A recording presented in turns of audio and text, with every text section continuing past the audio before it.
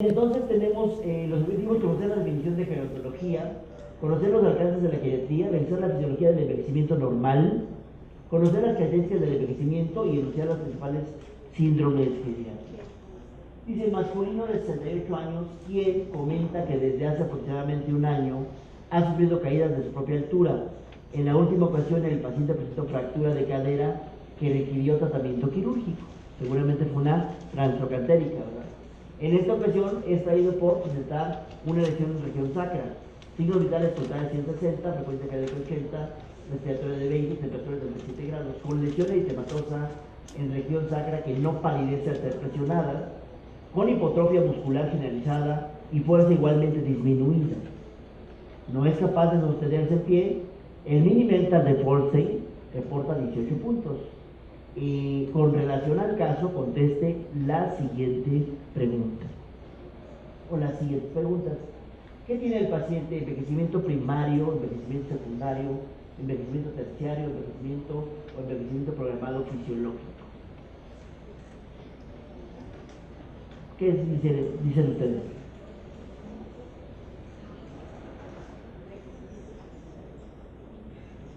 ¿Perdón? ¿Por acá, doctor? Bueno, vamos, no importa, vamos a... ¿Qué tipo de envejecimiento tiene? ¿Local, deleterio, homogéneo, extrínseco o genético? ¿O cuál es una de las características del envejecimiento? Pues de este tipo. Local, deleterio, homogéneo, extrínseco o genético. Bueno, vamos a ver. Entonces, vamos a considerar esto del envejecimiento fisiológico, que sí es y que no es normal, ¿verdad? Primero, la gerontología es la ciencia que trata de describir, predecir y explicar el fenómeno del envejecimiento humano, es decir, el fenómeno normal, ¿verdad? Que es lo que la diferencia de la geriatría. Sus causas, los cambios, ¿no?, que se dan, los procesos y perspectivas biológicas, es decir, lo que vimos justamente en la charla anterior. De eso se encarga la gerontología. Etimológicamente, gerón corresponde a viejo, logos estudio o tratado, como ustedes saben, y entonces gerontología significaría tratado de los viejos, ¿verdad?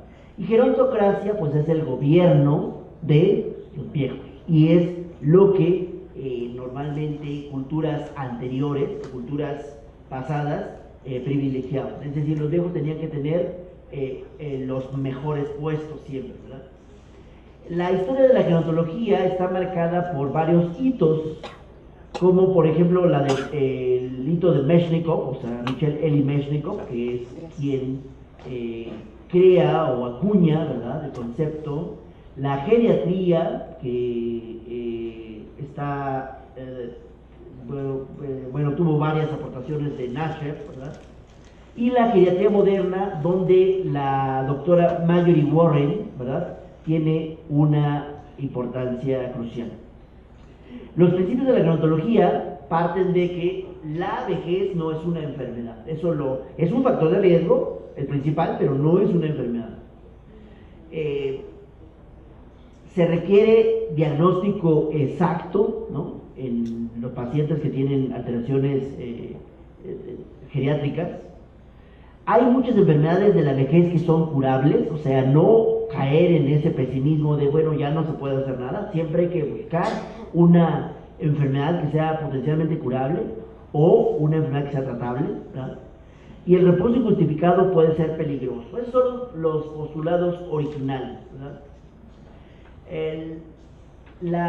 El envejecimiento, entonces, puede ofrecernos, dentro del ámbito de la gerontología, dos facetas.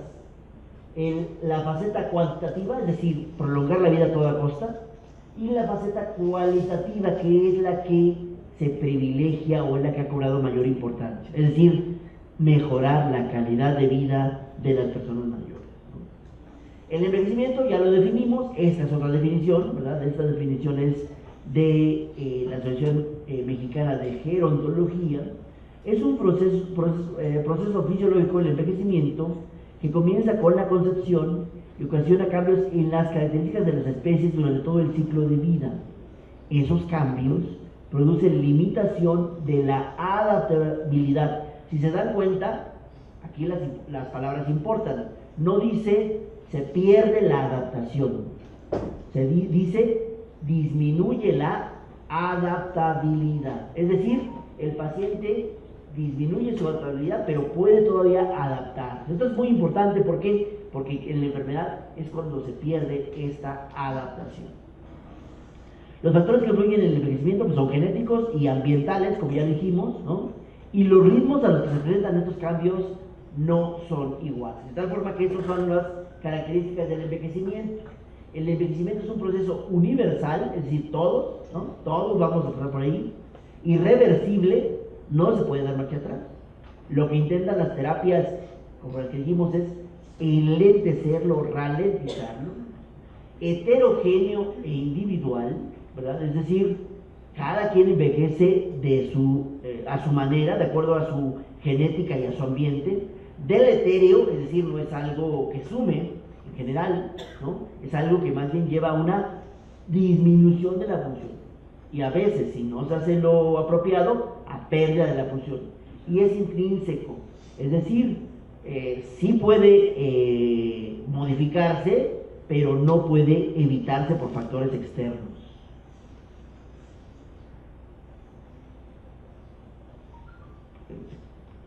Bueno, las Naciones Unidas nos comentan que toda persona mayor de 65 años para países desarrollados, porque esto tiene que ver con la calidad de vida, ¿no?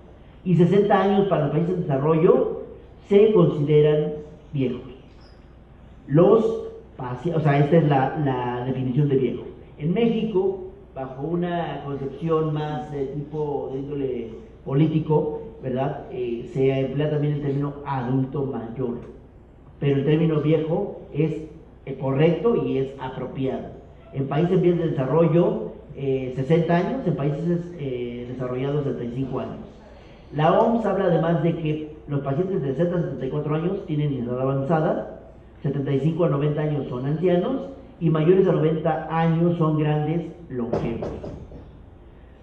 ¿Qué es el envejecimiento? Es decir, ¿con qué me voy a encontrar cuando yo vea envejecer a un paciente y que esto se trata de un proceso normal? Bueno, vamos a enunciar los principales cambios que se presentan en los diferentes aparatos y sistemas. Ejemplo, en el sistema musculoesquelético, ¿qué va a haber? Es frecuente que haya osteopenia, pero no osteoporosis, definida por una densitometría con un puntaje T menor a 2.5, ¿verdad? Eso ya no es normal. Pero es frecuente que el paciente tenga osteopenia, que tenga osteofitos, que tenga datos de osteoartrosis, o sea, disminución de los espacios articulares, que se pierda elasticidad. Acuérdense que los ligamentos se vuelven menos elásticos a mayor velocidad, con mayor peso y a mayor edad, ¿verdad?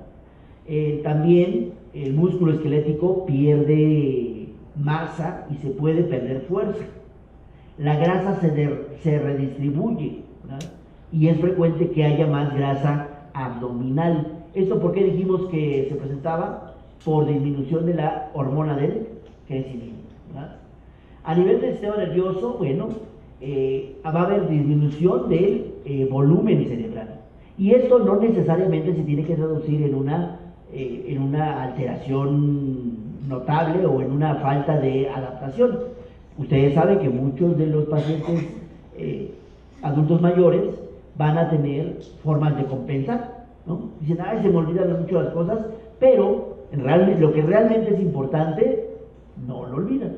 2, su juicio puede estar aumentado por la experiencia, ¿estamos de acuerdo? Y 3, y eso es importante decirlo, normalmente lo que está alterado en todo caso es la memoria anterógrada, ¿no? La que es la primera que se pierde. Y un aspecto adicional a esto, que hay que también decirlo, es que los pacientes los adultos mayores, con frecuencia cuando dicen, es que ya no me acuerdo dónde dejé las llaves, es que ya no me acuerdo dónde dejé tal cosa, en realidad lo que está teniendo son problemas de atención, más que realmente de memoria. No significa que no pueda tener. hay pruebas para determinar esto, como el Mini-Mental de Folstein, por ejemplo, o como algunos otros instrumentos, ¿no? Cuando ya hablamos de enfermedad de Alzheimer, como, ya como una patología, pues ya va a haber una pérdida de neuronas de forma importante, ¿no? Va a haber también fibrosis en las meninges y va a haber alteraciones en la conducción a nivel de nervios periféricos, pero esto no debe alterar significativamente la sensibilidad, ¿no?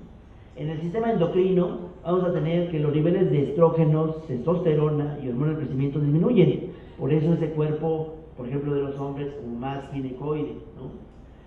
También va a haber disminución de la función del páncreas. Por eso es que de cuánto es la hemoglobina glucosilada en el paciente mayor a 60-65 años como meta. No, es un poquito más, ¿no? De 7.5 a 8, efectivamente. Algunas guías dicen de 7 a 8, o sea, no de 6 a 7, como es en el paciente que no es adulto mayor, ¿verdad? Entonces, por ese descenso de la función endocrina, va a haber también reducción de la síntesis de proteínas y un aumento en la resistencia a la insulina. Puede haber fatiga, depresión, anemia y disminución de la libido. Eso es muy frecuente. La libido es una característica multifactorial, ¿verdad? Pero es frecuente que la disminución de la libido en el paciente adulto mayor, ¿por qué está dado? Con todo por factores sociales. Es decir, como que lo despojamos de esa necesidad y de esa cualidad de poder sentirse atraído por el sexo opuesto. Entonces, también tiene un componente social. En el sistema circulatorio, pues van a aumentar las resistencias musculares periféricas y por tanto puede haber hipertrofia del ventrículo izquierdo, ¿no? Puede haber datos de fibrosis subepicárdica, va a haber calcificación a nivel de lo que es miocardio y a nivel de lo que son las arterias coronarias. De hecho, este es un parámetro que actualmente cobra cada vez mayor importancia, la calcificación a nivel de arterias coronarias. Bueno, hay un factor, por ejemplo, ese sí es patológico, el síndrome de taquicardia bradicardia. Bueno, ¿de qué me habla ese síndrome? De una degeneración del sistema de conducción en el paciente adulto. En el sistema respiratorio, pues el volumen corriente va a estar disminuido, la elasticidad del pulmón va a estar disminuida, va a haber una disminución también del intercambio gaseoso y por tanto el paciente puede tener cierta tendencia a disminuir su resistencia o tolerancia al ejercicio. Otra vez, depende de qué tanto ejercicio haya hecho antes el paciente. ¿Por qué? Porque si parte de una situación basal donde hacía ejercicio, muy probablemente no va a sentir mayor. Pero si era un paciente sedentario o que tenía tabaquismo como antecedente, esta disminución del sistema respiratorio sí puede descompensar. ¿Se dan cuenta? En el sistema digestivo vamos a tener que el paciente va a tener disminución de las papilas gustativas, va a tener disminución del gusto, va a tener hipogeusia o disgeusia, ¿verdad? Va a haber disminución de la motilidad esofágica, hay lo que se llama presbiesófago, o sea, el paciente adulto mayor con un esófago dilatado y sinuoso, ¿verdad? Disminución moderada del vaciamiento gástrico, no debe esto alterar la ingesta, ¿verdad? El tránsito de polen puede estar disminuido, ¿verdad? Y aumento del grosor del esfínter anal interno. ¿Qué quiere decir con esto? Con esto eso significa que es muy frecuente que el paciente tenga datos de incontinencia. La reducción del volumen hepático es del 20-40%, pero el hígado podemos estar con 25%, entonces no debe haber ninguna alteración significativa o que se traduzca en patología a nivel hepático. A nivel urinario, pues puede haber disminución del flujo renal. Ustedes saben que hay algo que se llama nefropatía senil, ¿verdad? O que se ha dado llamar nefropatía senil, pero que en realidad, si no hay otro factor agravante o que exacerbe el cuadro, se compensa perfectamente. Es muy difícil que un adulto mayor, o es raro que un adulto mayor requiera en esta etapa de la vida diálisis si están compensados los otros factores, ¿no? Yo tengo varios pacientes con enfermedad renal crónica CADIGO 4, ¿no? y esa función la conservan bastante bien.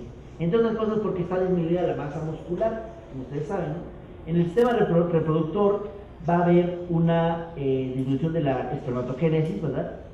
Esto va a llevar a una disminución en la capacidad reproductiva, tanto de hombres como de mujeres, más marcada en el caso de las mujeres y un poco más tardía en el caso de los hombres, ¿verdad?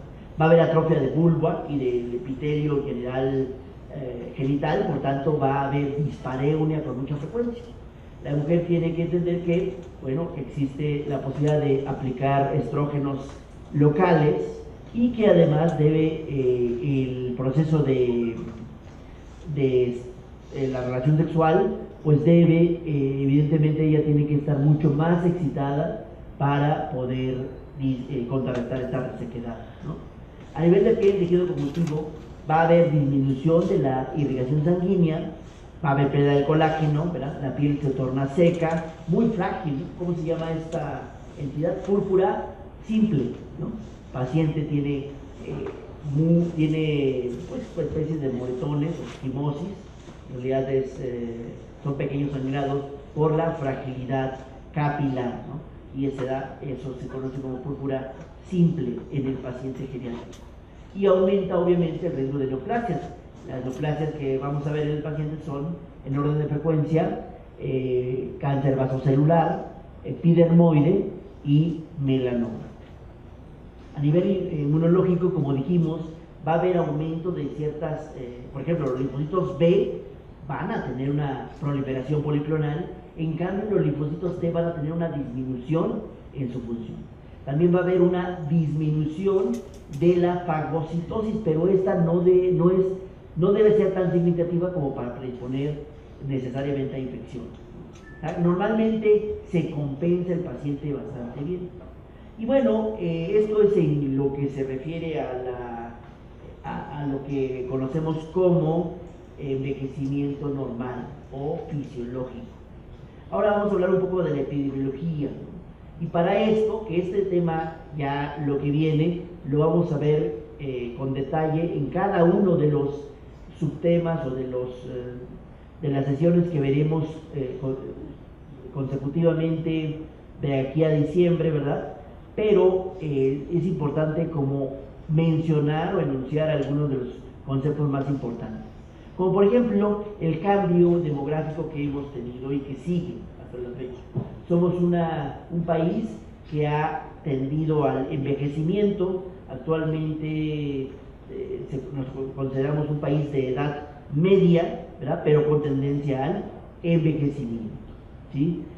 Predominan actualmente, como saben ustedes, la población femenina es ligeramente mayor que la masculina, ¿verdad? Y la esperanza de vida desde los años 30 a la fecha ha aumentado considerablemente. Actualmente 78 años para las mujeres, casi 73, 74 para los hombres a partir de o considerando el 2024, ¿verdad? Bueno, aquí hay algunos de los países latinoamericanos que han tenido una tensión demográfica distinta a la nuestra. Está el caso de Estados Unidos, que hay todavía mayor cantidad de adultos mayores, y están otros países que se pueden considerar un tanto más jóvenes que nosotros, ¿no? La morbimortalidad de adultos mayores, las principales causas de muerte, ¿cuáles son? Cardiopatías, sin duda alguna, neoplasias. El cáncer actualmente, en 2025, es la principal causa de muerte en el adulto mayor, ¿verdad? Junto con las enfermedades vasculares. Lo que pasa es que las enfermedades cardiovasculares pueden dividirse en infarto agudo del miocardio y enfermedades cerebrovasculares, y entonces allí la frecuencia se va diluyendo, ¿verdad? El cáncer es la principal causa de muerte en el adulto mayor. Bueno, la estadística señala que todos tenemos al menos un familiar con cáncer o con neoplasia, ¿verdad? En cuanto a lo que son las 20 principales causas de muerte, vean, enfermedades del corazón, diabetes mellitus, tumores malignos, hasta normalmente 2009, ¿no? Y ha habido algunos cambios de tal manera que las enfermedades cardiovasculares y los tumores malignos son las principales causas de muerte actualmente, ¿no? Principales causas de morbilidad: alteraciones respiratorias, infecciones de vías urinarias, ¿verdad? Infecciones intestinales. Vean, aquí hay, o sea, estas no son patologías letales, ¿verdad? Pero tienen una alta prevalencia.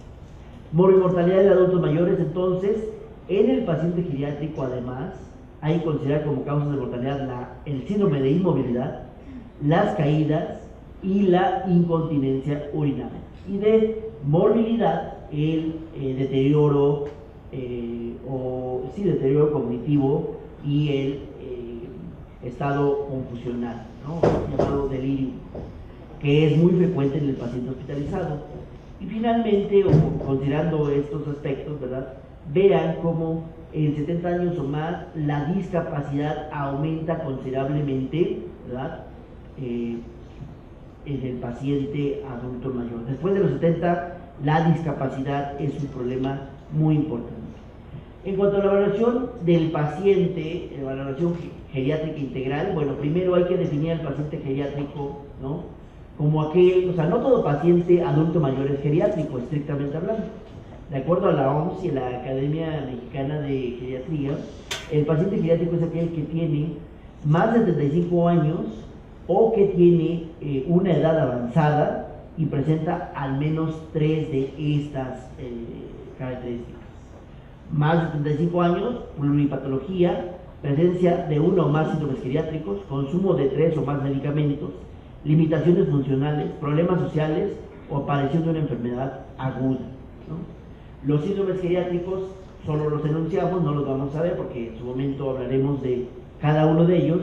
Tienen que ver con inestabilidad, inmovilidad, incontinencia, úlceras por presión, deterioro cognitivo, depresión, ¿no? Son los grandes síndromes geriátricos, polifarmacia, estreñimiento, desnutrición y alteraciones del ritmo sueño-vigilia, así como el llamado delirium, ¿verdad? Aquí el síndrome de fragilidad, como uno de los grandes síndromes geriátricos, surgió como un constructo, surgió como justamente lo que veían los geriatras que no sabían cómo definir, ¿no?, pero que sabían que no andaba bien. Si alguien ve a este paciente, pues a lo mejor de entrada no sabe qué es exacto o qué problema tiene exactamente, pero sabe que no está bien, es una paciente frágil. Y en contraposición, lo que se pretende es el envejecimiento exitoso, ¿no? El envejecimiento exitoso. Entonces, dentro del síndrome de fragilidad tenemos múltiples fenotipos. Surgió como un fenotipo, como un síndrome, ¿verdad?, donde no se podía caracterizar adecuadamente en un inicio, pero se sabía que algo no andaba bien, ¿verdad? Y entonces, actualmente el síndrome de fragilidad puede considerarse, ¿no?, cuando el paciente tiene una pérdida no intencionada de más de 5 kilogramos o más del 5% del peso corporal con respecto al año anterior. Autorreporte de agotamiento, el paciente lo dice así: estoy agotado. Disminución de la fuerza de presión ajustada de acuerdo al género e índice de masa corporal con dinamómetro. O sea, no todos los geriatras, no todos los médicos tienen dinamómetro. Entonces lo que se hace es, se le pide al paciente que sentado en una silla, ¿verdad?, se pare 5 veces. Si sin utilizar los brazos puede pararse, de forma satisfactoria durante 5 ocasiones, es muy poco probable que tenga sarcopenia. La manera formal de diagnosticar sarcopenia es con un dinamómetro, pero insisto, no siempre se tiene a la mano, ¿no? Nivel de actividad física reducida y el lentecimiento de la marcha. Esta es otra definición, otra clasificación, que es la de Frail. Frail porque es un acrónimo. La F es de fatiga, la R es de resistencia, está disminuida, no es capaz de subir un tramo de escaleras. La A es de alteración aeróbica, es decir, incapaz de caminar una cuadra. La I es de illness, o sea, 5 enfermedades o más, la llamada comorbilidad. La L es de loss of weight, o sea, ha perdido más de 5 kilos o más, ¿verdad? Y bueno, si el paciente no tiene ningún punto, es robusto, ¿no? Que es el paciente que tiene muy poco riesgo de convertirse en paciente frágil. De 1 a 2 puntos, el paciente es prefrágil y la mayoría a lo largo del siguiente año puede convertirse en paciente frágil. Y 3 o más puntos, el paciente es frágil y tiene una mortalidad aumentada, ¿verdad? La evaluación geriátrica integral pues debe considerar todos los aspectos, además del aspecto clínico, pues la situación social, la función física, la función psíquica y la biomédica, ¿no? Entonces, en este caso, en la evaluación geriátrica integral, se tienen que considerar, por tanto, varios dominios, ¿verdad? Se tiene que evaluar el aparato locomotor. Lo vamos a revisar esto de manera muy extensa, ¿verdad? En cada uno de los temas, solo quiero mencionarlo. La piel y mucosas, ¿verdad?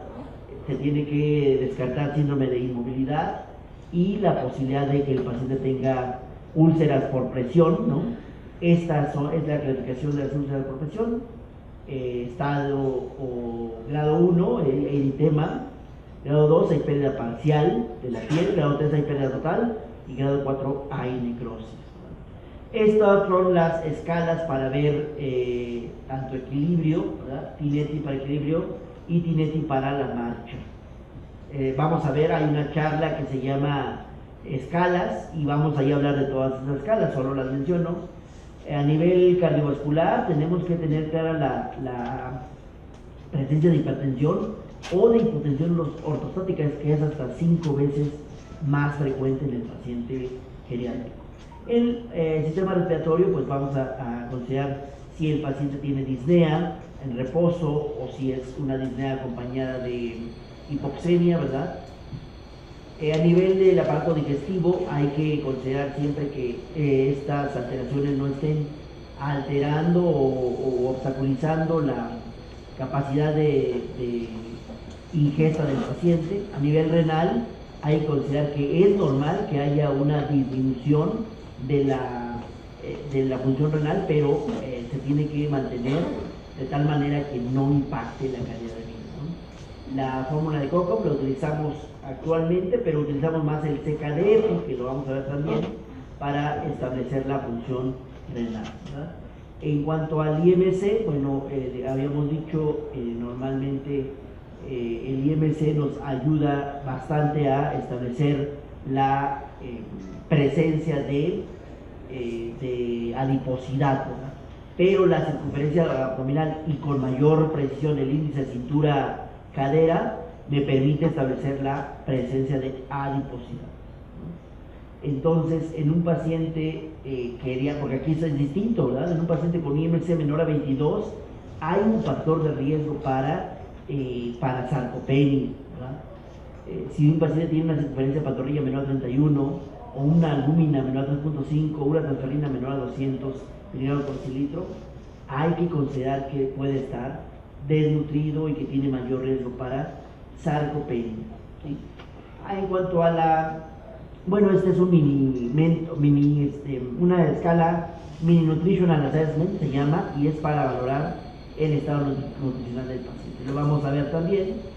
Ya habíamos comentado lo del aparato digestivo, la valoración de la función física. Entonces siempre es importante considerar la fuerza más la movilidad y la marcha, y esto me va a permitir establecer cuál es la capacidad del paciente para las actividades básicas. ¿Con qué evalúo las actividades básicas de la vida diaria? Con la escala de CATS o el índice de CATS, ¿no? Que considera el lavado, el vestido, el uso de retrete, la movilización, la continencia y la alimentación como las funciones fundamentales del paciente. El índice de Bartel, ¿verdad? Que tiene que ver también con la funcionalidad, pero abarca más funciones, y el índice de Lawton-Brody, que tiene que ver con normalmente en este caso las actividades instrumentales de la vida diaria, las actividades instrumentales que se adquieren, ¿verdad?, durante la vida del paciente y que ya tienen que ver con tareas mucho más complejas, como por ejemplo compras, hablar por teléfono, cuidado de casa, lavado de ropa, ¿verdad? capacidad para usar el teléfono, entre otras. La valoración psíquica o mental se hace con el Mini Mental de Forsyth. No voy a entrar en detalle, pero sí debemos considerar que un puntaje menor a 24 me habla de deterioro cognitivo leve, y el 50% de los pacientes con deterioro cognitivo leve desarrollan enfermedad de Alzheimer en el siguiente año. Claro, hay que considerar la escolaridad del paciente. Si el paciente tiene de 0 a 4 años de escolaridad, el puntaje o el umbral del puntaje baja a 22. Aquí están las preguntas que se hacen en el Mini Mental de Forsyth, ¿verdad? La evaluación de, el reloj de Schulman es también de utilidad, lo vamos a revisar en su momento, las fortalezas y las debilidades de cada uno de estos instrumentos. El cuestionario de Pfeiffer para establecer el grado de memoria y orientación, ¿verdad? El test de las fotos para establecer el deterioro cognitivo y demencia, sobre todo la memoria de las imágenes, ¿verdad? Y la escala de depresión geriátrica de Yazavalle, que tiene gran sensibilidad y especificidad para establecer si hay depresión o no. Son 15 preguntas y todas tienen que ver, se hacen preguntas intercaladas en sentido positivo y negativo para que el paciente las conteste, y el puntaje, bueno, normalmente de 6 a 9 es depresión leve y más de 10 depresión bien establecida y depresión grave. Se valora la situación social también. Siempre es importante considerar que está el pronóstico del paciente siempre está dado por el código postal, por el lugar donde vive, ¿no? Por el material de cuna, el color de la piel, el apellido, ¿no? Siempre es importante saber que estos son factores que tienen que ver, ¿verdad? En el desarrollo del paciente. Y la valoración de la situación social también es importante. Finalmente, el maltrato a personas mayores, hay un apartado que se llama edadismo y viejismo, donde trataremos el maltrato a personas mayores o adultos mayores, ¿verdad? Y los postulados de los pacientes, los postulados bióticos para el paciente o la paciente del paciente geriátrico, que siempre tiene que ver con el hecho de que se busque el mayor bienestar posible con el menor daño y costo posible, ¿verdad? Las dimensiones que debe abarcar nuestra valoración, ¿verdad?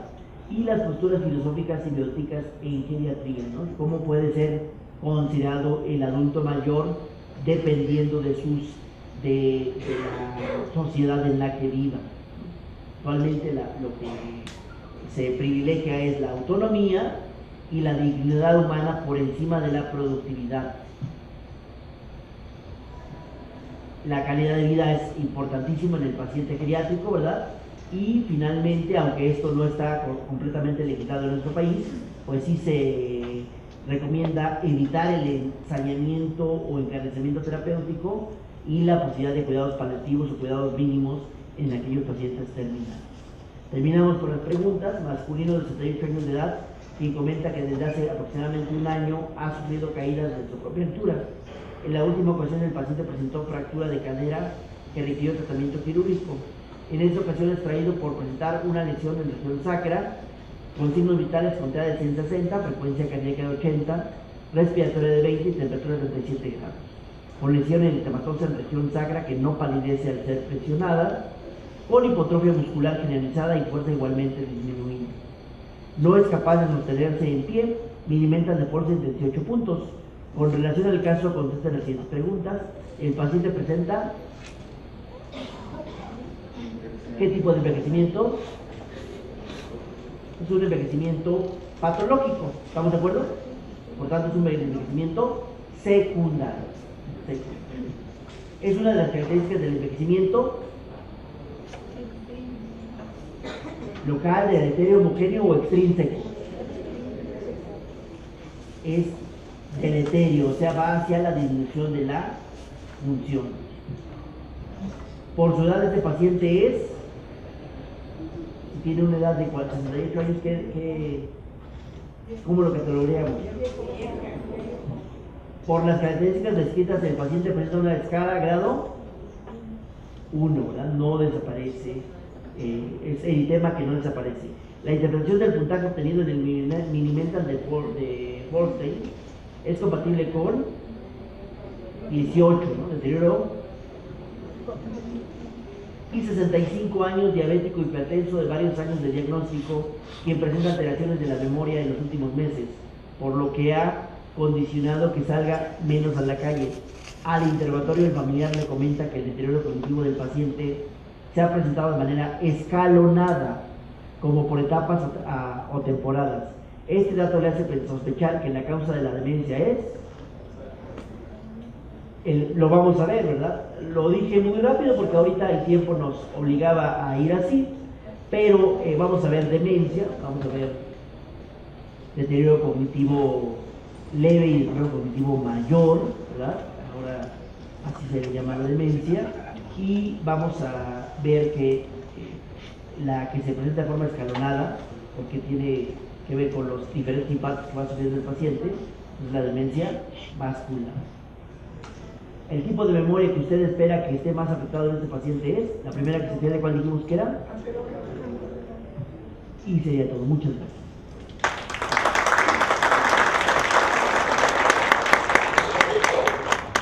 Creo que terminamos el tiempo. ¿Alguna pregunta, algún comentario?